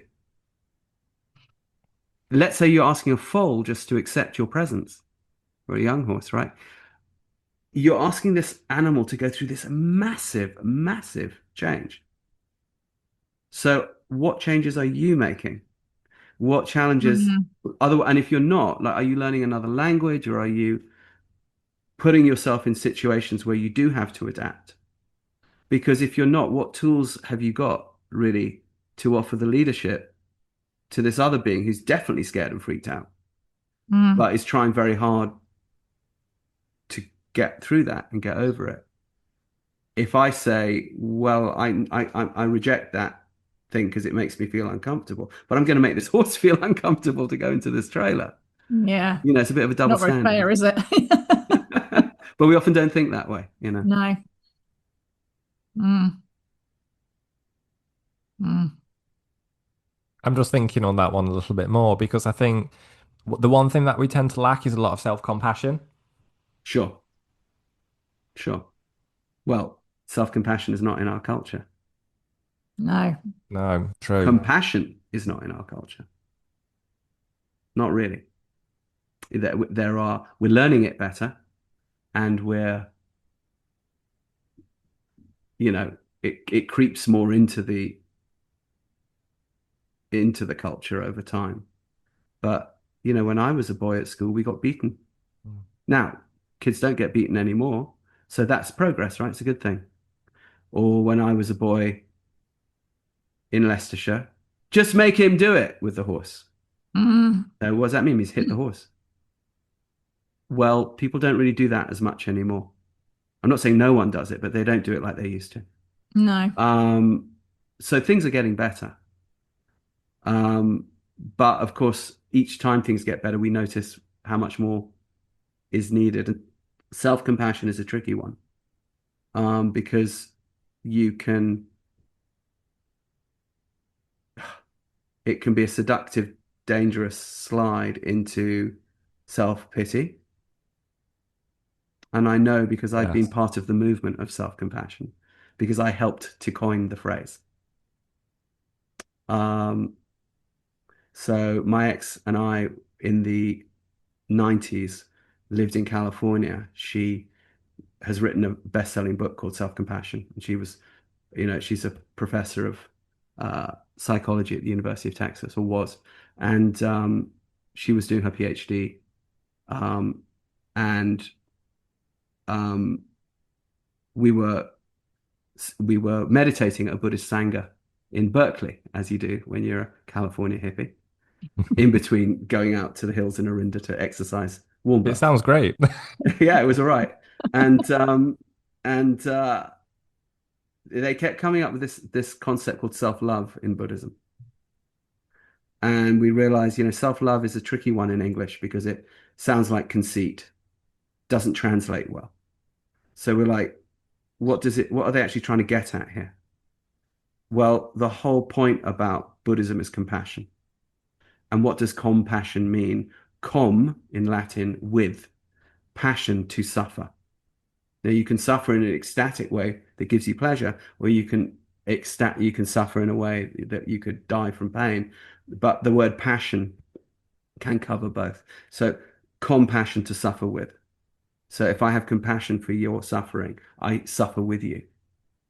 And that was the basis of the Buddhist legend, was that Siddhartha, the prince, is protected in the palace. He's also a horseman, by the way. And he rides out one day and gets out of the palace walls, and he sees suffering for the first time. There's people dying in the street. And the scales fall from his eyes, and he goes, "Oh, oh, what life is suffering, the world is suffering." And then he rejects the world, and he sits under the Bodhi tree, and he doesn't eat anything, so he gets very, very thin, and he sort of punishes himself. That's why you see some Buddha figures where they're emaciated. Mm. And he realizes, no, that's not, that's punishing me for what's going on out there. I need to be compassionate to myself as well. So we realized that what they meant by self-love was actually self-compassion. And so then my ex went on to make that really a career. And it's done a lot of good in the world. Um, but it's a very difficult thing to get right, because it's easiest in some ways to have self-compassion than to have real compassion for others. And where it starts in Buddhism is first compassion for others. That's actually the first necessary step. That's what the Buddha goes through. And then the secondary step is, no, actually, I shouldn't just emaciate myself and sit here till I die, because the world is so awful. I need to go out there into the world where the suffering is and have compassion for myself and have compassion for others. And that's a tricky thing, because I won't like everybody. And Mm. in fact, I might really seriously dislike many people. And what do I do with that? So the Buddhist Sangha that we were going to was Vipassana Buddhism, which is a Vietnamese offshoot through a monk called Thich Nhat Hanh, who went through the Vietnam War and saw many atrocities against his people and his family, and felt great rage in the same way that a lot of the Tibetan Buddhists who were displaced and saw their monasteries destroyed during the Cultural Revolution and their people put in prison and raped and killed, and all of this by the Chinese. And what do you do with all that anger? And you have to have compassion for the people that did the crime. And this is hard. So it's going to be a lifetime's, thing. So a sense of humor is important, because a Mm. sense of humor is a sense of perspective. And it's funny, actually, you were asking, what do horses teach us about being human? They really do teach us to have a sense of humor, because they sure do. Yeah, for And we sure. are always the butt of the joke, right? Indeed. Yeah, very much so. I mean, literally in your job, Amy, you get pooped on. Yeah. Well, you say that. It's not happened yet. Is it Oh, not? you That, had to that's say it, there didn't we go. you? I'm going to have to message you probably tomorrow saying now I've talked it up. But It will be, think of it as good luck when it happens, like when a bird poops on you. apparently so. Yeah. Just in Yeah, I'll industrial take it size that good way. luck. Yeah. Depending on the size of the horse and depending on the size of what's coming out, you could get concussed. It's true. It's true. Always wear a helmet. Yeah. Oh dear. Yeah. So, from your first experience with Rowan's autism to where we are in the present day, how do you feel things have changed over that time period? It's gotten better. When I was standing in a field wondering what to do, the prevailing wisdom from pediatricians was, you need to look at behavioral therapy to try and address the behavior. Again, we could parallel this with horse training, couldn't you? Hmm. You Mm. know, don't look at the underlying cause. just fix the behavior. This is Symptom management. inappropriate behavior. And that's called ABA, Applied Behavioral Analysis, and it's not very nice. And my son hated it, and many kids do. And I asked the ABA therapist, look, he's trying to kind of escape from the room here. If I was standing in a round pen with a horse and the horse was trying to climb out over the fence to get away from me, I'd change something I was doing because honestly, I might get hurt, So why don't we change something we're doing? And I got a very, very aggressive response, very shaming and all of that. That was why I went to Dr. Temple Grandin. I was like, well, there's got to be a better way. So Mm. I need a mentor, and that mentor has to have autism and needs to have started where my kid started and made it. Who's that person? Go to talk to Temple Grandin. She tells me what to do. And you could argue that horseboy method and movement method and tackine, they're really just Temple Grandin and Temple Grandin's mum and us following what she told us to do. And then Helios Harmony coming out of that for how to get a horse to do the things that they said we need to do. I mean, that's basically the trajectory. So obviously there's a lot more acceptance of neurodiversity. Then with that comes, as always, a secondary set of challenges. And those challenges are, how do you build resilience? So it's very, very true that you have to, when you're dealing with autism and neurodivergence in the beginning, if you're in any kind of therapeutic or educational position, you have to be the one that tries to meet them in their world at first. But if they cannot learn to do it too, they won't survive because the world will require it from them.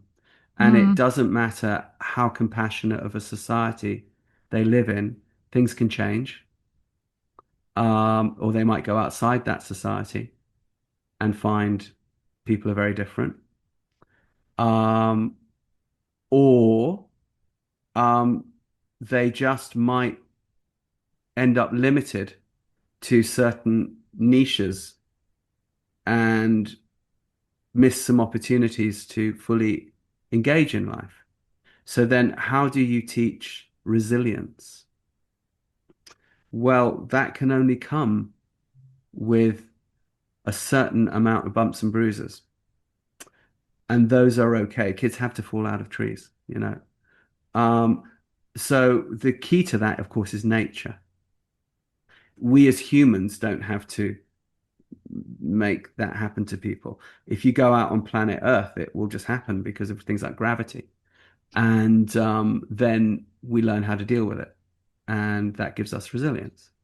And that used to be built in to upbringings. So lots of studies have been done on people that were brought up in like the 60s and 70s, and they are more resilient. There's no question they're more resilient. And there's no question that people who were brought up sort of from the 90s onwards have been progressively less resilient in Western societies, not necessarily others. And that doesn't mean people are less intelligent, quite the opposite. In fact, people are much more technologically apt and intellectually often performing sometimes at a higher level than in previous generations. But in terms of actual resilience to the slings and arrows of outrageous fortune, um, because there is now an ability to kind of insulate oneself through the internet. There is increasingly a reliance upon the web for immediate solutions. Mm. This goes beyond neurodiversity. This just is everybody. So what do you do? Well, there's nothing like a horse to teach you all that stuff. They're just gonna. But also just planet Earth. So people will say, "Oh, that's all right for you, Rupert. You grew up on farms in Africa and you live in ranch in Texas and now you live out in the hills of Spain and blah, blah, blah." Yeah. But I didn't always. So my parents are very urban and they live in the middle of London. And I hated it as a kid because I knew it was the wrong environment for me. Now I was lucky I had this aunt up in Leicestershire who was horsey. So that was good, but I couldn't be there all the time. And my school was in the financial district of London, which is harsh concrete. And then when we moved to Germany at first, we actually moved from this ranch in Texas into a tower block, a little apartment in a tower block, because we wanted the kids, the young kids, got two younger kids, to be close to their grandparents, who so they could walk there, because we realized that, because my wife is German, um, we realized that they had a chance to have this real access to grandparents, which I hadn't had and Rowan hadn't had. And this is, tribally really important. So we gave up the ranch, put the horses in a boarding stable. That was interesting. Never done that before. Learned a lot. And lived in a tower block. And then COVID hit. And we were in the tower block when COVID hit. Wow. What do you do? Oh, yeah. And well, thank God for movement methods. So I knew what to do. I knew how to make the entire apartment into a gym. I knew how to put climbing frames on the walls and hang swings from the ceilings, and put a big net over the balcony so we could jump around on there on trampolines and not fly over, and um, go out into the forest a lot. Spend more time there than in the apartment, and go use the stairs for all sorts of fun games, and annoy the neighbors by running up and down the stairs all the time, making noise. But hey, and having crazy dance parties like all the time, and just move, move, move, move, move, move, move, move, move, move, move, move, move, move, go nature, go nature, go nature, go nature, go nature. Okay, I'm not living in nature, so I got to spend even more time in nature. So then people would say, well, yeah, but Rupert, I got a job, I can't do that. And they go, yeah, I understand. That's again where tribe comes in. You've got to have, groups of people around who can. And if you don't have extended family, is it possible to create them? And can you manifest them, to some degree by asking the universe if they will show up? And that does tend to happen because people do have a bent that way. So you realize that what is actually the most important thing is the emotional environment. You need nature, but if you're out in nature with someone that you're scared of, you can't get the benefits of nature. But you could be in a really crappy environment, sort of industrial environment, with someone who's really compassionate, and that will do you a lot of good. And you can also create nature where there is no nature. So, for example, there's a lot of studies done on if you have pictures of nature on the wall, or if you have plants in the house, or if you have cut flowers, or if you watch wildlife documentaries, that your brain gets fooled into thinking it's in nature. And all of these things actually are really useful. So back to neurodiversity, what we realized was we didn't need to heal people from autism, because autism comes with many gifts, like so many gifts, and there's so many different kinds of autism. But say classic autism, like my son has, he has a very quiet ego, for example. That's a huge gift. He's not walking around comparing himself to people. Wow, I wish I had that. The only thing I know of that does that is heroin, and unfortunately that's very short-lived. But to not have that little nagging voice in your head telling you your shit all the time, oh, I'd give a lot for that, you know. So being around him is very healing. It's like being with a shaman. And of course, when you are with shamans, real shamans out in places like Mongolia or the Kalahari, guess what? A lot of them are neurodiverse. So it's regarded as a job qualification, actually, to have that one foot in the spirit world effectively already. So this compassionate human environment is what we have to mostly try to achieve. And if we can do that, then you can actually get resilience. But part of being compassionate is to not try to stop somebody from suffering, but to help them get through their suffering by loving them. And of course, our animals do that for us, and we do that for our animals. But sometimes we're not so good at doing that for each other. our fellow monkeys. So that is really the key. And then it's showing people with neurodiversity how to suffer less through some of the negative symptoms that can come along and find joy. And with joy comes the opening of the brain and the opening of life and the opening of the heart and all the doors in life opening and thriving, not just surviving. So you could argue that we are just purveyors in our horseboy method and movement method and technique of oxytocin, which makes you feel really good and communicate. And we help people get rid of cortisol poisoning, which is the stress hormone that leads to the suffering. But you don't have to be neurodiverse to benefit from that. And again, back to the horse. Well, isn't that exactly what we're trying to do with horses? You know, when horses first encounter humans, they're full of cortisol. They think quite rightly that we might eat them, and they're dead right. If we were hungry enough, we'd eat every horse in the county. We wouldn't be happy about it, but we'd do it if it meant that not feeding our kids, you know? And we are our horses' executioners. We generally make the decision to end the life when the time comes. If we're lucky, we find our beloved horse just laid out in the field peacefully. But of all the horses I've had, that's only happened to me like 4 times, you know? So the horse has a quite good reason to be skeptical of us. We are their predator. And at the same time, we can treat each other with great love and dance that dance. But we have to help them through that cortisol. And then we have to help ourselves through the cortisol because we're scared of the horse too. You know, the horse can hurt us. We can fall off it. It can squash us, you know, kick us, bite us. Sometimes they do. So we've both got a bunch of cortisol to get over. And the only way we can really do that is to have very joyful experiences together. And then you realize it doesn't really matter how you do it. So it doesn't matter if you do that with a bit or without a bit, or whether you do that mounted or non-mounted, or whether you do that with a saddle or a bareback pad, what matters is the quality of the joy. Yeah. Back to joy. Back to joy. Yeah.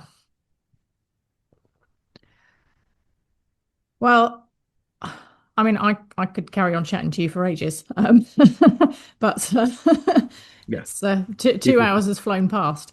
Um, so we've probably all got places that we're going to have to be heading off to and things to be doing. But I think it's been such an interesting conversation. So yeah, thank you so much for giving up your time to talk to us. It's been fascinating and it's given me a number of things that I've written down that I'm going to go away and do some reading about and thinking about. And so yeah, hugely appreciated. Well, me too. You know, thank you. I'm very honored that you give me a platform. So, you know, thank you. I'm grateful. Appreciate it. No, you're very welcome. And for anyone who is looking to seek out your work, either within therapeutic riding, the horseboy method, or human rights, where can people find you? I know there's a list of places that people can find you, which will all be in the links, but if you would like to headline a Yeah. few. All right. I've got podcasts too. Two, actually, Okay. haven't you? You could either go to something called rupertisaacson.com, which has got like a whole list of URLs on it for this and that, depending on what you're interested in. Rupert Isaacson is spelt like Isaac with 2 A's and son on the other, son of Isaac. So Rupert Isaacson, not with 1 A, not with a K, not with a Z, blah, blah, blah. Rupert Isaacson at .com. However, if you want to go more targeted, if you're interested in the therapeutic equine stuff, you want to go to, if you want to do the mounted stuff, horseboymethod.com. If you want to do the unmounted stuff, where you're using the old master's classical system as its own form of therapy, often for adults with trauma and autism and so on, then you want to go to Takin, which is Takhin, funny Mongolian word for the wild horse, means honored one or revered one. I like it, so I used it, even though it's a bit of a difficult name for English speakers. So Takin, Takhin, equine integration. And if you're interested in stuff we do without horses, movement method, you can go to kidsmustmove.com. But guess what? It's actually all on the same website. There's just different parts of the same website. So you can just go to newtrailslearning.com and you'll find all of it. New Trails was the Amazing. name of our ranch in Texas. People think, oh, New Trails, it's such a inspirational name. It actually happened to be on a road called New Trails Road, so it became New Trails. So if you go to newtrailslearning.com, you will find Horseboy Method, Movement Method, and Tackine. See which one of it, appeals to you. And if you want to learn the classical stuff, just for the sake of the classical stuff, go to Helios, Helios, harmony.com. And it's the old master system broken down. There's an online thing. They are members' websites, both of them, and you can do online courses on them. But equally, there's a bunch of free info. So if you just fancy getting the free info, you can do that. I'll still be your friend.